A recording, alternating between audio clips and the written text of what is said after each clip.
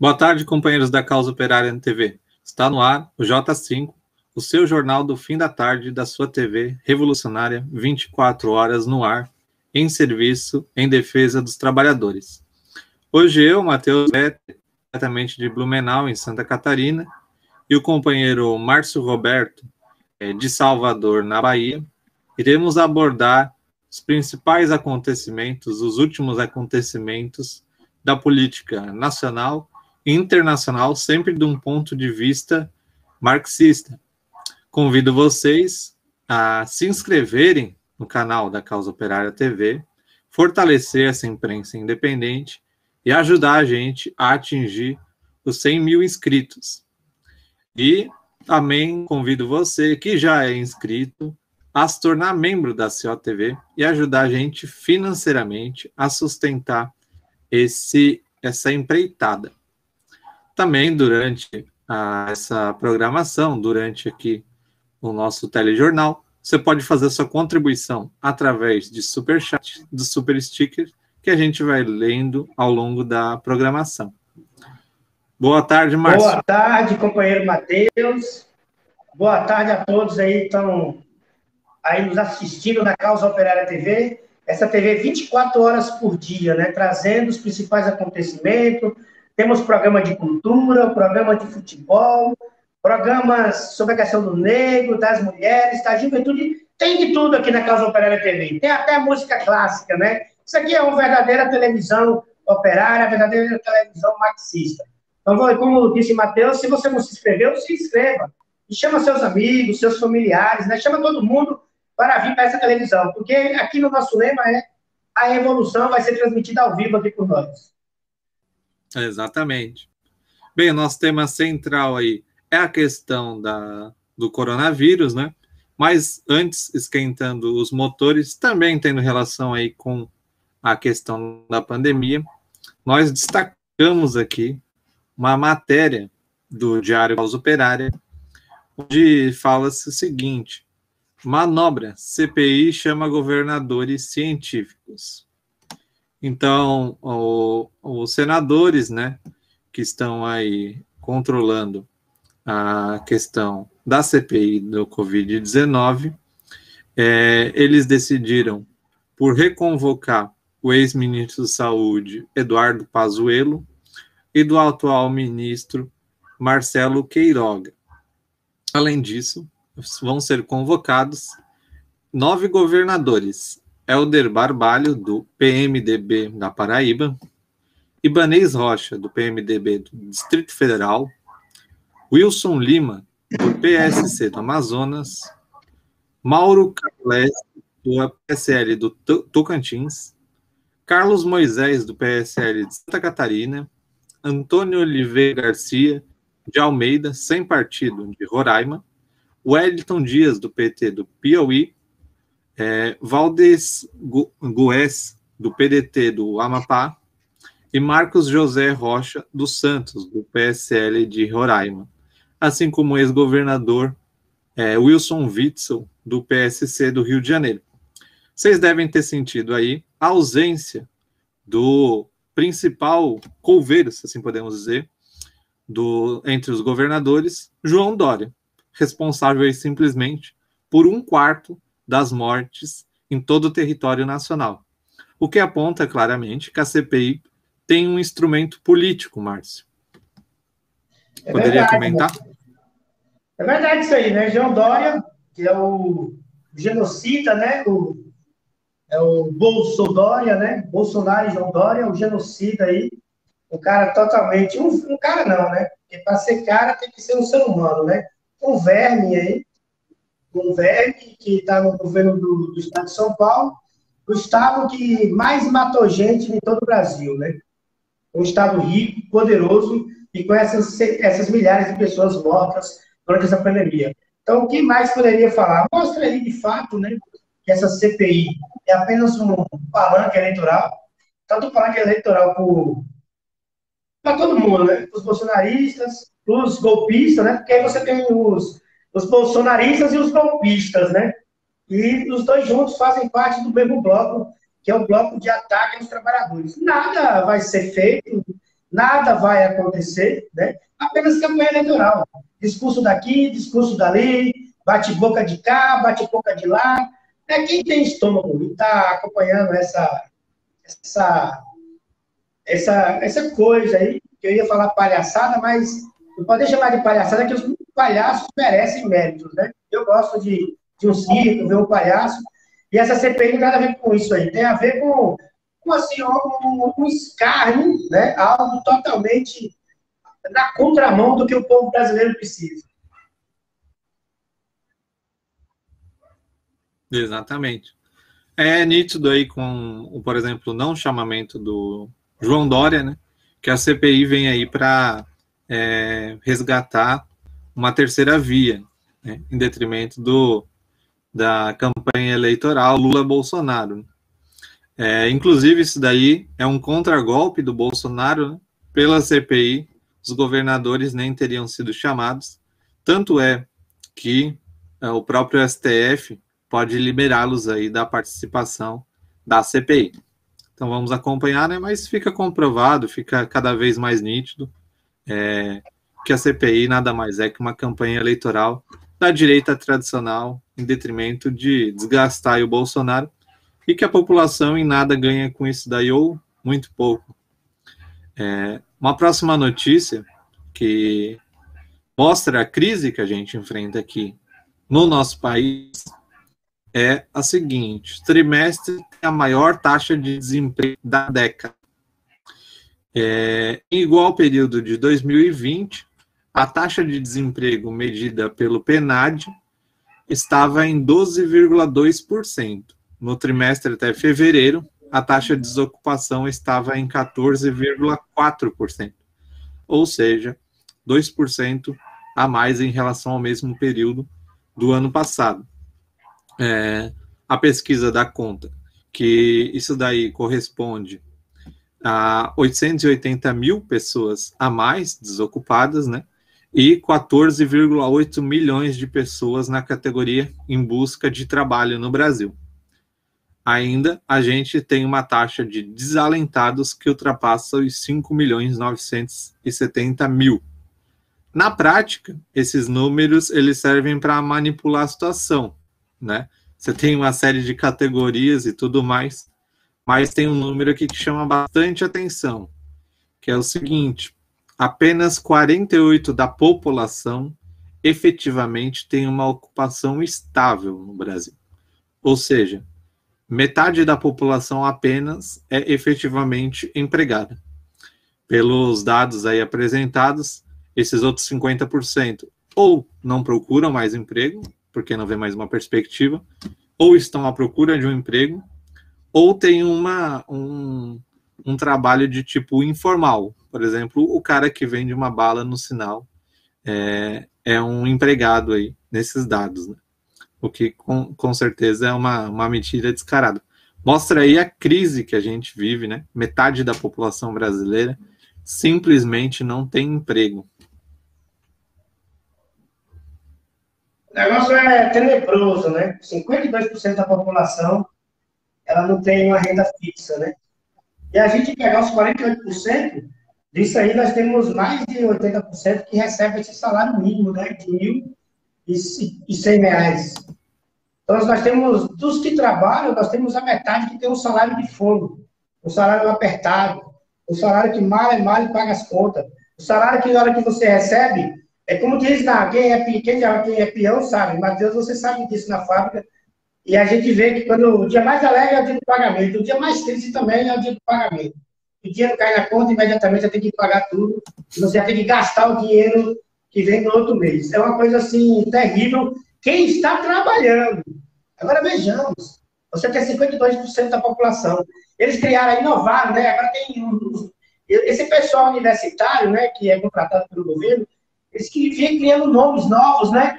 Desalentados, não sei o quê. Cada dia usa uma palavra nova, mas na prática a população está aí precisando, necessitando, e nada tem à sua disposição. Ainda mais agora no meio desse história, Matheus, uma coisa, que eu programa de pauta, a volta do trabalho, a continuação do trabalho escravo, né? Vários burgueses aí estão colocando o pessoal para trabalhar a troco de um prato de comida e dormir no chiqueiro, né? É uma coisa tenebrosa. E, ao mesmo tempo, dá para perceber aí que o caminho correto é o caminho da palavra de hoje, de redução da jornada de trabalho para 35 horas semanais, né?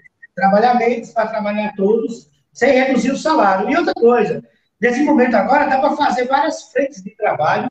Assim, todas as cidades estão caindo nos pedaços, as estradas estão caindo no pedaço, não tem ferrovia, é um bagaço o país. Então, assim, dá para fazer várias frentes de trabalho e contratar todo mundo imediatamente, né? Exatamente. Não, e bem colocado, Márcio. A gente ainda tem que levar em consideração a condição de vida do pessoal empregado, né? Você colocou aí a situação do salário de fome. Contra isso, a única proposta viável para a população trabalhadora é essa mesmo. Redução da jornada de trabalho para 35 horas semanais, sem redução salarial, e um salário mínimo de R$ 5.500.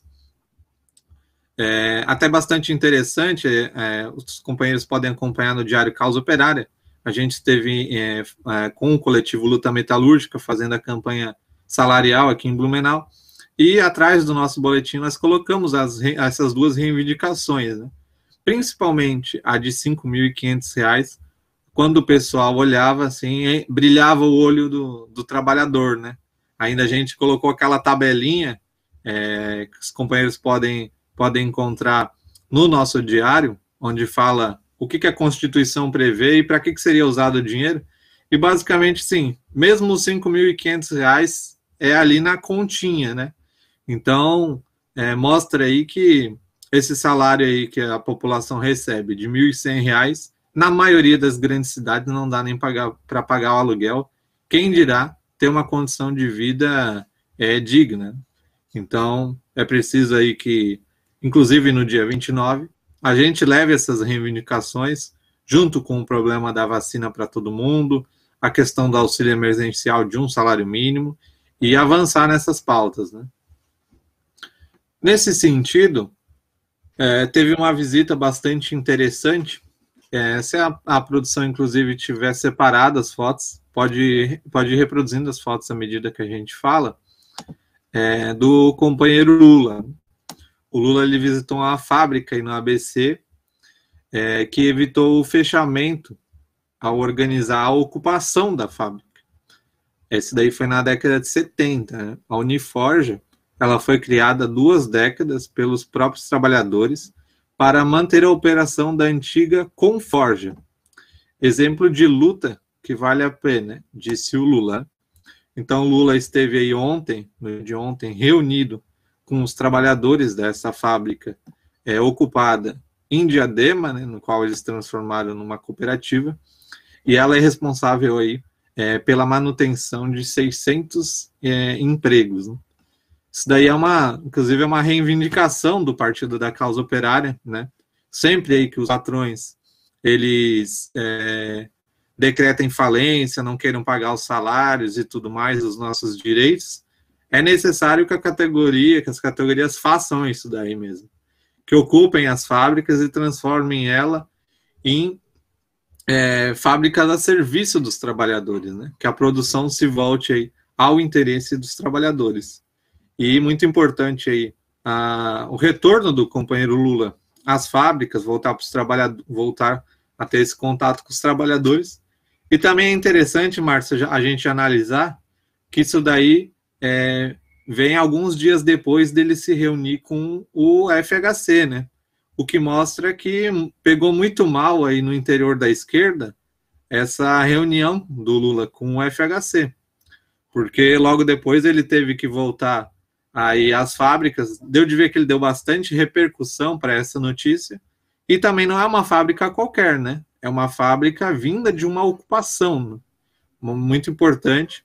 E a gente, inclusive, o nosso partido reivindica que a chapa e tudo mais do Lula se apoie nos trabalhadores, que sejam vice dos trabalhadores, né? E não vice-golpista, não vice-burguês, Márcio. É verdade, companheiro Matheus. Isso aí é muito interessante, né? Inclusive a nossa reivindicação mesmo. Todas as fábricas que decretaram falência, ou começar a demitir o pessoal, tem que ser ocupada, né? Tem que ser ocupada e os próprios trabalhadores colocar para funcionar.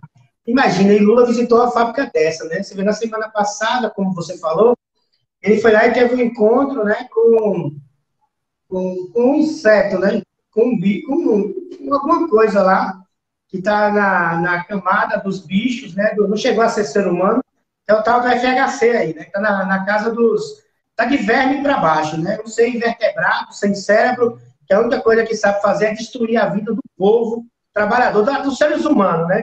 Como um bicho que ele é, né? Que a única coisa que sabe é pegar dinheiro e gastar a torta e a direita aí, né? Lula teve esse infeliz reunião com esse lixo aí. Né? Lixo não, com churume do lixo, né? Pior do que o lixo. E agora ele foi lá e teve agora um encontro com as pessoas, né? Com os seres humanos, que são aquelas pessoas que produzem, que criam o dia a dia, que faz com que a gente esteja aqui se alimentando, vestindo e etc. São os trabalhadores que produzem tudo, né? Desde o que a gente alimenta, a casa que a gente vive, e o computador que ele está usando aqui agora, os celulares, etc. Então, assim, é muito bom que o Lula tenha encontro com esses seres humanos, né? Essas pessoas de verdade, para dar um gás novo à sua campanha, né? Então, e como você coloca, o vice tem que ser de luta mesmo. Tem que ser um líder do MST, tem que ser um dirigente da CUT, tem que ser alguém que esteja no dia a dia na luta contra o golpe, que esteja aí na ação agora contra os ataques aos trabalhadores, né? Uma liderança que esteja em movimento, que de fato seja do povo e esteja na luta, né? Então tem que ser um vice assim, né? Isso aí, inclusive, uma pessoa expressiva no movimento operário, né? Da CUT, então assim. Então tem que ser alguém desse nível aí, porque vai ser um assunto de ser humano para ser humano, né? Que um pessoal que se Lula tem um vice que é um ser humano, vai ter dá para a gente conseguir arrancar várias necessidades que o povo trabalhador tanto clama. Exatamente. E também vamos levar em consideração o seguinte problema, né? Um vice como, por exemplo, um dirigente da CUT, quer dizer que 40 milhões de trabalhadores aí, que é a base da CUT, né, estariam representados nesse governo, sem levar em consideração todas as organizações que o Partido dos Trabalhadores dirige, né, como MST, CMP, diversas organizações. Agora, o Fernando Henrique Cardoso se apoia em quem? Quem que ele representa? Então, assim, é nesses setores mesmo que o Lula tem que voltar à sua ação política e a gente deve, sempre que o companheiro fizer isso, destacar e tudo mais.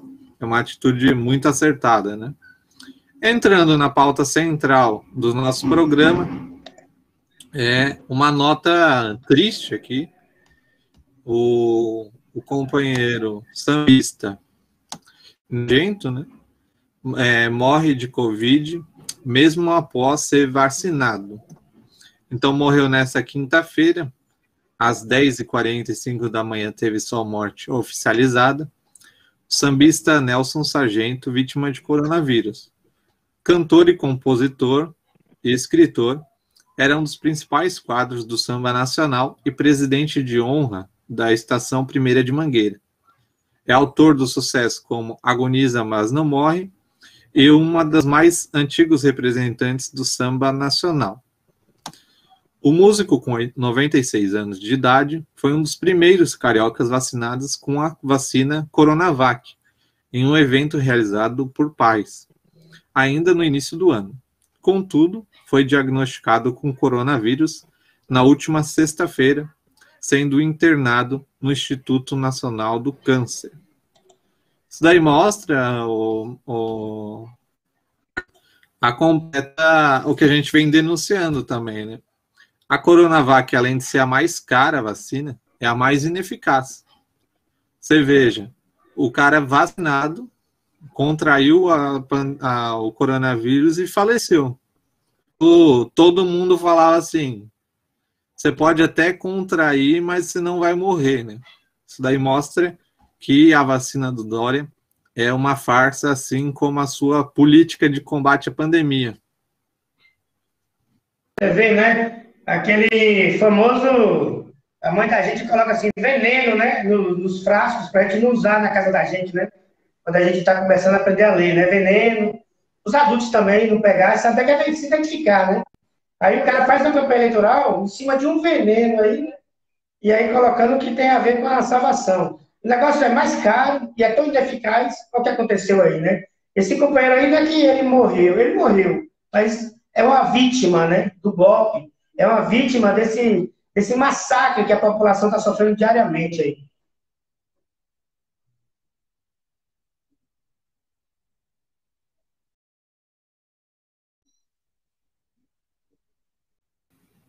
Exatamente. Bem, e aqui a gente entra então no tema central, né, do programa, que é a volta dos que não foram. Pandemia se agrava. Terceira onda está por vir nas próximas semanas. A Fundação Oswaldo Cruz, Fiocruz, informou que a média de mortes diária pelo coronavírus deve alcançar 2.200 mortes nas próximas semanas. Isso daqui é uma matéria do portal Sputnik News, né, onde eles tratam desse problema. E o interessante é que é o seguinte, Márcio, a pandemia no Brasil, ao contrário dos outros países, desde que ela começou, ela nunca caiu. O máximo que teve foi uma oscilação, né? Mas aí é como se a gente tivesse num mar agitado. Né? No mar agitado, você tem ondas de 20 metros e de 10 metros. Mas o negócio não deixa de ser um mar turbulento por causa disso, né? No Brasil, a gente não teve primeira onda, foi lá embaixo, segunda onda lá embaixo, terceira onda lá embaixo. A gente sempre esteve por cima no que tange o problema das mortes. Então, assim, falar em terceira onda, inclusive, é um erro, né? Uma vez que a pandemia aqui no Brasil, ela nunca teve uma situação controlada. Então, por isso, inclusive, que a gente batizou aí o tema do problema, terceira onda, a volta dos que não foram. Porque, de fato, a gente está na primeira onda ainda, com algumas oscilações no caminho, Márcio. É isso mesmo, Matheus. A pandemia, ela nunca... E essas oscilações também, companheiro Matheus, que é natural, mas também é fruto do desconhecido, né? A gente não tem acesso às verdadeiras informações, né? A verdade, ela foi duramente atingida durante essa pandemia. Os números não são reais, né? Os números são mais assustadores do que de fato são. Mas se nós pegarmos os números que são divulgados pelos governos, pelos governos, né, a gente vai ver que nunca teve lá embaixo, de forma alguma. Pelo contrário, ela sempre vem se fortalecendo. A gente chegava no dia, Matheus, quem estava contando, nossa, vai começar a ter 100 mortes por dia. Aí começou a ter 100 mortes por dia. De repente já era 500 mortes por dia. Quando a gente abriu o olho, já era 1.000 mortes por dia. E agora é 2.500, 3.000 mortes por dia. Né? A gente faz parte aqui do jornalismo, né, Matheus? Tanto aqui na televisão quanto no jornal escrito. E a gente vem acompanhar as notícias diariamente. A gente chegou a ver na semana passada que tinha 60 dias seguidos com mais de 2.500 mortes. Então, assim, não foram, nunca saíram daqui. Os vírus estão aqui. E, pelo contrário, cada dia mais forte, mais aprimorado. Né? Eu lembro disso aí, Matheus, com relação à dengue. Quando eu era criança, falava que mosquito se reproduzia de água limpa. Hoje que eu estou na casa dos 40, ele se reproduz em qualquer local. Pode ser lama, pode ser lixo, pode ser fossa. O bicho se reproduz assim. Ele conseguiu elevar o nível, né, o mosquito, e aqui nós estamos vendo a mesma coisa com o coronavírus. Eles se aprimoram, eles ficam mais fortes a cada dia que passa, né? E aí você tem vários tipos de modelos diferentes, cepa disso, cepa daquilo, e você vê que as pessoas continuam morrendo aí, morrendo aos montes, né? E sem nada, nada vez nada sendo feito. É uma coisa assim, um ódio que você tem que expressar, assim, porque ninguém... A única coisa que acontece é igual essa imagem aí, pessoas sendo carregadas para dentro das covas. né? Isso assim, quando são carregadas, porque a maioria estão sendo jogadas aí em valas comuns. Tem várias pessoas sem eira nem beira que estão morrendo aí aos montes, que não tem nem ninguém para ir lá chorar. Quando o parente ficar sabendo, já passou altos anos de enterro dessa pessoa. Então, assim, essas 2.500 mortes diárias aí, Matheus, é uma coisa. Esse genocídio. E sabe o que é mais indignante? É saber que essas pessoas estão morrendo justamente por questões financeiras. O cara chega no hospital quando tem, e a porra do hospital não tem um respirador. Né? Isso aqui é o seguinte, nos hospitais que antes também estava denunciando que não tinha nem esparadrapo, não tem agulha, não tem seringa, não tem nada para acolher a pessoa quando tem o hospital. E as centenas de cidades que não tem hospital, tem posto de saúde, não tem centro de Covid, não tem nada. As pessoas estão morrendo. Cidades com 5.000 habitantes, 20 mortes. A minha cidade, por exemplo, São Félix do Corribe, os dados oficiais da prefeitura são 17 já. E é um dado muito mentiroso. Todo mundo sabe que foi muito mais de 30 pessoas que morreram de Covid lá em São Félix, que é uma cidade pequenininha, todo mundo conta, todo mundo conhece todo mundo. É uma questão financeira, Matheus. Só para deixar os capitalistas, né, que estão matando todo mundo para garantir os seus cofres mais cheios de dinheiro. Eles querem mais ouro para o cofre, mesmo que com isso, Matheus, a gente passe da casa de 1 milhão de mortos. Nós estamos numa verdadeira tragédia. O nome já fala, né? Genocídio.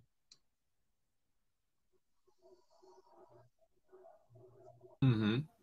Isso que você abordou o negócio só do ponto de vista da estrutura, né? Mas principalmente ele também é uma questão econômica do ponto de vista da vacina. Você vê aí, por que não tem vacina, né? Porque as empresas farmacêuticas elas querem manter os seus altos lucros, as taxas de lucro nas alturas. Né? Por isso essa guerra aí contra a vacina russa, contra uma vacina desenvolvida no Brasil, pela quebra da patente das vacinas. É uma questão aí, olha só como é uma farsa esse negócio também da terceira onda, porque o documento aqui do Sputnik News, ele fala assim, de acordo com o documento, houve uma estabilização das taxas de mortalidade da Covid-19 entre 16 e 22 de maio, em torno de 1.900 óbitos por dia, nível considerado alto. Até 10 de maio a tendência era de queda. Ou seja, de 1.900 aí para 2.000, não tem muita diferença. Na verdade, é igual o Márcio falou, desde que aí a gente está pelo menos 60 dias, estava até pouco tempo, com mais de 2.000 óbitos diários. Né? Pode ser que isso daí caiu para 1.500 e tudo mais, mas isso daí não devemos considerar que é uma queda significativa no problema da pandemia. Né? A gente tem que ampliar, Márcio, a política, a palavra de ordem. Primeiro, quebra da patente das vacinas, e vacina para todo mundo. Só vamos sair dessa situação aqui à medida que a gente vacinar toda a população brasileira. Um outro dado aqui que mostra que a situação ela é bastante grave é que lotação está acima de 90% em 10 capitais. Então, essa aqui é uma matéria do Brasil 247, que aponta que o número de infectados por Covid no Brasil não para de crescer e o nível de ocupação de leitos para pacientes já ultrapassa 90% das vagas em 9 capitais brasileiras, além do Distrito Federal. São elas Rio de Janeiro, Curitiba, Recife, São Luís, Natal, Maceió, Aracaju, Campo Grande e Palmas. E a gente deve levar em consideração, inclusive, que aqui se trata das capitais, que em geral tem mais estrutura, né? Se a gente for aí para o interiorzão do país, a gente vai ver que a situação da pandemia ela é uma situação muito grave, Márcio. A situação ela está Muito grave mesmo, de muito grave para outra coisa muito mais dura. Matheus, interessante aqui, você colocou isso aí, realmente, tem que analisar com bastante cuidado, porque foi descoberto já o problema. Isso aqui é uma coisa que a gente tem que chamar atenção e chamar nossos telespectadores aí para poder pensar com cuidado. A gente já sabe que basta só vacinar as pessoas. Somente isso. E a estrutura, o Brasil, não há investimento suficiente no SUS, no sistema de saúde brasileira, mas já existe uma organização no Brasil inteiro, ele é nacional, né? O Sistema Único de Saúde é nacional, em todas as cidades tem, e você já tem uma estrutura que você poderia vacinar todo mundo no mais tardar em um mês. Isso é um dado, isso é um fato. Você poderia vacinar todo mundo em um mês aí. Né? A quantidade de agentes de saúde que tem, funcionários da SUCAM, aí tem muitos trabalhadores da saúde que seriam suficientes para poder estar vacinando todo mundo. O problema é a vacina. E a vacina já existe, já é fabricada, já tem a fórmula, é só pão e fazer. E os ingredientes é aquele mais barato de todos. Quem já leu aí sobre como é feita a vacinação, isso aí não custa R$1 para fabricar isso aí. É um negócio assim que dá para fazer em qualquer local. É só chegar e fazer, produzir e começar a vacinar. Aí, para poder garantir o lucro de uns velhos aí, né? Eu gosto de chamar ele porque assim, não é ser humano, esses escrotos aí. É igual aquela música do Titãs, uns bichos escrotos que saíram do esgoto aí e agora tá sugando e destruindo a vida de todo mundo. São os animais, tá abaixo dos répteis. Não tem sensação, não tem sentimento, não tem nada, né? São esses insetos, esses velhos aí, que estão lucrando bilhões na conta das pessoas. Aí você vê, né, em todo o Brasil, você vê qual notícia. Tem essa notícia que nós estamos destacando aí, que de Feira de Santana tem tumulto. Aqui em Salvador tem tumulto nas filas. Tem doses de vacina adulteradas, frasco faltando dose. Tem doses roubadas. Tem isso, tem aquilo. Porque todo mundo está nessa correria louca aí, de salve-se quem puder.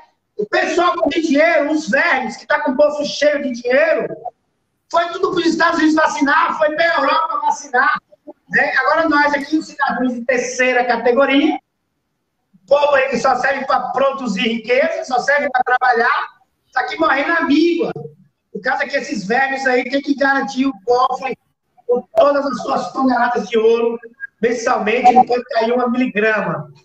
Então, assim, é algo que a população, Matheus, tem que começar, a gente tem que incentivar a população a ir para a rua, e para a rua de forma feroz, de acordo com o que precisa a situação. O pessoal está nessa discussão aí de sair para a rua ou não, a gente conseguiu quebrar essa barreira. Todo mundo está saindo para a rua agora. É uma coisa totalmente positiva. E a gente vai ver agora o povo saindo para a rua, botando para quebrar. Porque como é que pode existir um remédio para curar a doença e esse remédio não chega nas pessoas porque os canalhas aí têm que matar o bolso cheio de dinheiro. E aí são 1 milhão de pessoas que já devem ter morrido no Brasil por causa desses velhos aí. Então, assim, a população tem que fazer tudo que tem que fazer. Quando você vê um verme, quando você vê um inseto que nem a barata, você pisa, você esmaga a barata, para nem a 10ª geração voltar a viver mais. Então, assim, isso tenho certeza que vai acontecer. A gente está vendo aí os atos fortes na Colômbia, né? Isso aí é uma demonstração que aqui no Brasil vai ter também. E aqui a tendência é ser muito mais feroz, muito mais radical. E a gente chama o pessoal para ser radical mesmo. Ocupar as prefeituras, ocupar os hospitais, né? Ocupar as câmaras de vereadores, invadir a casa dos vereadores, dos deputados, pegar os caras pelo cabelo, trazer para a rua e perguntar: cadê a vacina, caralho? Tem que vacinar o povo está morrendo. Você fica ganhando dinheiro aí, tá com burro na sombra, comendo muito melhor, comendo filé mignon todo dia, e o povo está comendo ovo com arroz e ainda está morrendo de doença. Tem que curar. E ainda tem um pessoal, né, Matheus? Que era bom que você falasse melhor, mas tem um pessoal que está morrendo por questão que os hospitais não podem atender outra doença. Se o cara tem problema no coração, se o cara tem problema no rim, se o cara tem problema de respiração, se o cara, o que for de doença que ele precisa ter um acompanhamento, se ele não tiver dinheiro, está morrendo também. Está morrendo aos montes em casa de pessoas que são jogadas para fora do hospital. Né? Então, assim, nesse sentido, é isso que eu queria colocar por enquanto, Matheus. Não, exatamente, muito bem colocado, Márcio. Esse problema é uma outra matéria que, inclusive, dá conta, né, de que a gente se aproxima dos 500 mil mortos oficialmente. Se a gente levar em consideração as mortes aí subnotificadas, como por insuficiência respiratória, as mortes por pessoas que não podem fazer cirurgia porque os leitos de UTI estão com 90% de ocupação, as mortes aí relacionadas à falta de medicina preventiva que o sistema de saúde não está conseguindo fazer, a gente vai aí com certeza chegar na casa dos 2, 3, 4 milhões de mortos, né? Isso daqui é uma coisa que não tem como a gente saber, mas que toda a população sabe que está acontecendo. Então, igual o Márcio falou, é necessário que a gente saia às ruas e que a gente saia às ruas com sangue no olho. A gente tem cobrado nos governantes, aí cobrado a burguesia, que eles façam aquilo que eles se propõem a fazer. Eles não se propõem a governar essa nação, o Estado, o município. Então, se não está conseguindo, larga que a gente faz por conta. A gente faz igual a gente fez ali na fábrica que a gente falou do Lula. O patrão não dava conta, os trabalhadores foram lá ocupar a fábrica e estão até hoje. Então, se vocês não querem, larga o osso que a população controla o orçamento do Estado. Agora não fica aí massacrando a população para o lucro desses vermes. O Márcio, inclusive, falou, teve um tumulto aqui em Feira de Santana. Por quê, Márcio? Porque a população não tem vacina. Eles simplesmente estavam sem vacina, começaram a popular. E olha só o depoimento de um companheiro aqui, o Wilson Santos. Peguei a senha 25, cheguei 6 horas da manhã. Eles estão colocando gente com a ficha 1000, com a ficha 500, com a ficha 700 na frente da ficha de quem tem 1, 2, 3. Eles, olha só a situação que eles colocam a população. O camarada está lá desde as 6 horas da manhã, pegou a ficha 25. Tem gente com a ficha 1000 para ser vacinada. Então, aí tem a imagem, né? A fila de vacinação em Feira de Santana é um lugar de proliferação do coronavírus, né? A gente vê aí eles reprimindo a população em festa que tem 40, 50, 100 pessoas. Cadê aí o governo? Cadê multar o governo nesse caso aí, que a fila tem mais de 100 pessoas, tem 1000 pessoas? Aí não tem multa, aí não tem política nenhuma, né? Então, nessa situação aí, inclusive, tem que fazer o que o Márcio falou. Tem que botar para quebrar. Tem que invadir aí o postinho e falar, a gente só sai daqui com todo mundo vacinado. Aparece com a vacina. Eu tenho pleno acordo aí com o Márcio que a população tem que radicalizar e tem que meter o pé na porta. Eles têm que se coçar, tem que aparecer com a vacina, tem que dar satisfação para a população. Quer comentar aí, Márcio? Que inclusive foi aí no teu estado, né? Foi aqui do lado, aqui onde eu estou, em Feira de Santana. Aqui assim, Feira de Santana está assim, se você pegar os outros locais, o pessoal não está conseguindo nem revelar nas filas porque não tem nem vacina, né? Mas, Matheus, eu queria só fazer enquanto eu falo aqui, eu queria que a produção mostrasse um vídeo que eu fiz hoje cedo. Hoje cedo eu estava na Estação da Lapa, né, na atividade de panfletagem, e aí quando eu estava vindo aqui para o trabalho, eu vi uma fila gigante. E aí, na metade do caminho, continuou. Aí, daí, quando parou, eu filmei. Nossa, ficou um tempão assim, aquela fila ainda. Que era uma fila de vacinação. Meu Deus! Eu fiquei lembrando quando a gente antigamente fazia piada. A fila maior que a do NPS, né? Do INAMPS. As filas estavam maior que a do INAMPS. A fila não é só uma fila quilométrica. Se a produção tiver, pode colocar sem o som, né? Só o vídeo, a gente comenta. É muito, demais, né? E tem várias matérias assim, Matheus. Eu queria, enquanto a produção coloca o vídeo, olha o vídeo aí, ó, pessoal. Isso aí eu estou dentro do ônibus. Isso aí já está na metade da fila para trás. Veja bem a quantidade de gente que ainda tem, que eu vou filmar, né? O ônibus está devagarzinho. O ônibus vai começar a acelerar e a fila vai, olha isso. É muita gente na fila. E você vê que o ônibus estava correndo e a fila continuava, assim, mas não... Meu Deus, é assustador. E em vários locais que eu vejo isso. Hoje é porque eu tive a curiosidade de filmar. Agora, quando eu vejo aqui na fila da Caixa Econômica aqui perto do trabalho, também é todo dia gigantesco, assim, né? Aquele sofrimento para poder receber essa esmola aí dos R$ 160. O que eu queria aproveitar, Matheus, vamos para a gente mudar de tema, que também é outro tema que tem outro tema triste antes de chegar no tema alegre. Vamos dar uma boa tarde para o pessoal, né? Tem o pessoal que virou membro, tem superchats. Você quer fazer a honra aí? Vamos lá, vamos lá. Então, aqui a gente tem bastante interação hoje, né? A companheira Thaís Marchiori se tornou membro da COTV. Siga o exemplo dela, fortaleça a imprensa operária e nos ajude a ampliar a programação da COTV. Companheiro Aurélio dos Santos, Rude Pride, Carlos Adustos, Cecília Maria, Silvia Mirro, Carla Silva contribuiu aqui com superchat em euro, ó, Márcio. Estamos ganhando em euro já. Não se trata de onda, é tsunami. E os golpistas seguem com o circo. Canalhas, assassinos. Dia 29, todos nas ruas, Brasil e exterior. Avante, PCO, fora bicho. Companheira Carla é do PCO da Europa. José Almeida, sou eu também contribuiu aqui com um super sticker, um emoji com óculos aqui.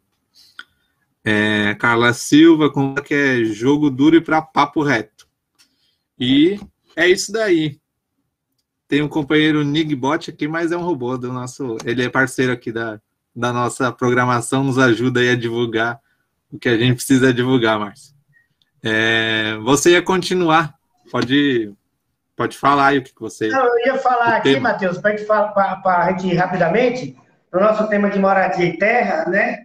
Porque se tem um grupo que está sendo perseguido aí, é o pessoal do campo, né? Os quilombolas, os indígenas, os sem teto, né? Sem terra, né? E dessa vez aí, nós estamos tendo aí um ataque das mineradoras, né? A burguesia do ouro resolveu arrancar o ouro a ferro e fogo. É um trocadilho besta, mas a ferro e fogo, na bala. Eles estão invadindo as terras quilombolas, ameaçando os quilombolas, extraindo ouro ilegalmente dessas terras, né? Sob ameaça, até expulsando quilombolas, né?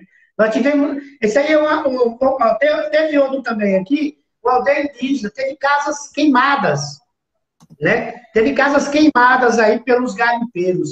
Isso aí por causa que a burguesia, a burguesia do ouro, né? Entre aspas, a burguesia do ouro, porque tem que ter a burguesia no meio disso aí, é a burguesia que está financiando, são os latifundiários que estão financiando isso aí, são os madeireiros, os grandes madeireiros que estão financiando, é muito dinheiro investido nesses mineradores que estão lá armados, altamente armados, né? Várias aldeias foram atacadas a bala, vários índios morreram, temos os quilombolas, é uma coisa assim, de louco. Outra coisa também, Matheus, que tem a ver até com a pauta da Covid, olha, medicamentos estragados nas aldeias indígenas, Matheus. O povo indígena é um povo assim que merece o maior respeito que a gente puder dar. Eles estão num nível assim que requer a gente ter o máximo de cuidado com eles. É um nível diferenciado, né? Então, eles são mais frágeis de todos os sentidos. Então, deveria ser tratado com mais como é que diz? Com mais carinho, sei lá a palavra. Deveria ser tratado com cuidado que deve se tratar ao povo indígena, que é o povo original aqui do Brasil. Ao contrário, eles estão tendo suas terras roubadas todos os dias. Isso aí financiado pelos banqueiros, né? Pelos policiais. É uma coisa assim de louco. Né? Você vê, com essa força que a burguesia está invadindo os quilombos e as aldeias indígenas, é da mesma forma que o povo tem que agir na rua. É a ferro e fogo também.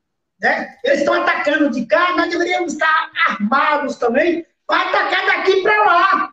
É uma defesa, na verdade não é ataque, é uma defesa. Né? No nosso caso aqui, nós estamos sendo atacados, estamos sendo assassinados.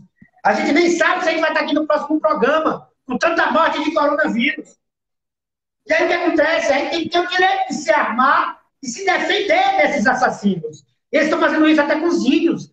os índios, que são nossos irmãos aí, que precisam de todo cuidado, o máximo de cuidado possível para aquela população, que é tão frágil, né? Aí outra coisa interessante também é o seguinte, os indígenas são atacados porque são elementos também altamente radicais. O pessoal tem uma linha de esquerda. O pessoal, eles têm, Bolsonaro com essa sua cara de pau aí, né? Como o verme é assim, né? O verme ele invade, quando você vê, você já está todo cheio de verme e tem que tomar outras doses de remédio.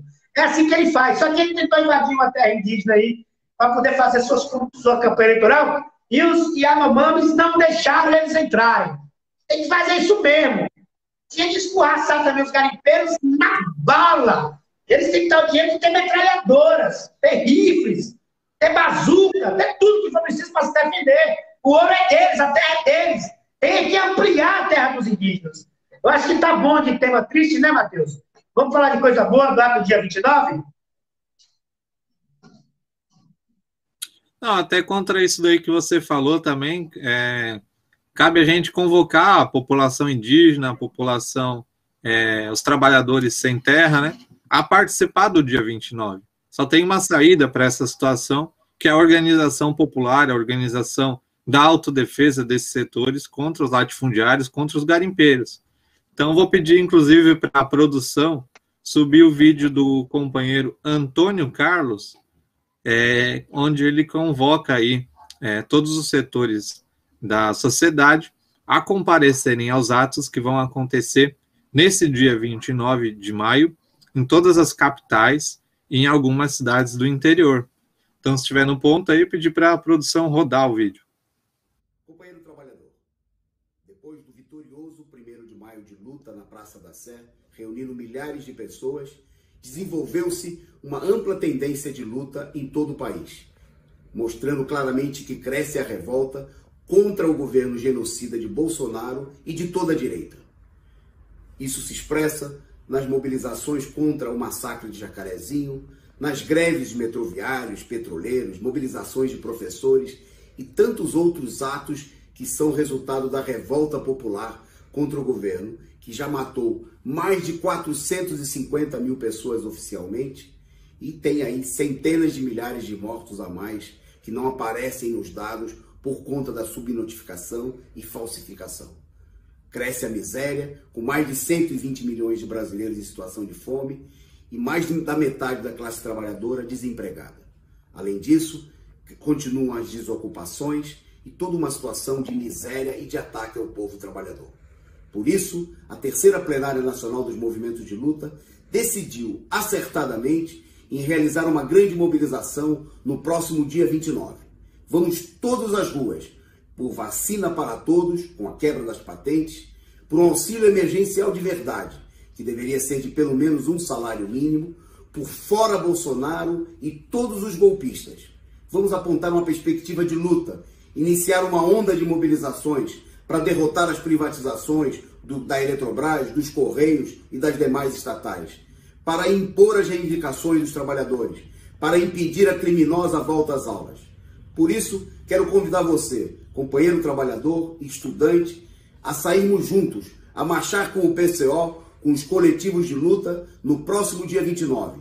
Vamos todas às ruas nas capitais para iniciar uma grande onda de mobilização, que leve à derrota da direita golpista e que garanta a conquista das reivindicações dos trabalhadores. É isso aí, então o companheiro Antônio Carlos fez a convocação.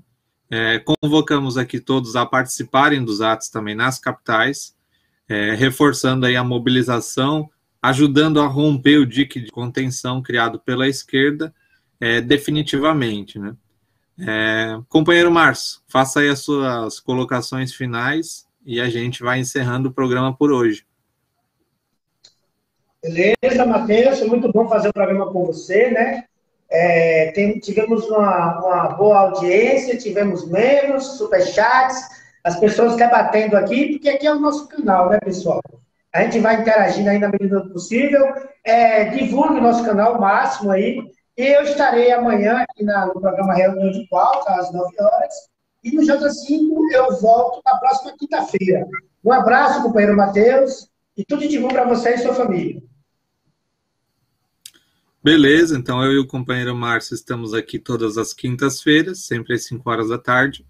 O programa Jornal das 5 vai ao ar de segunda a sexta-feira, sempre nesse mesmo horário.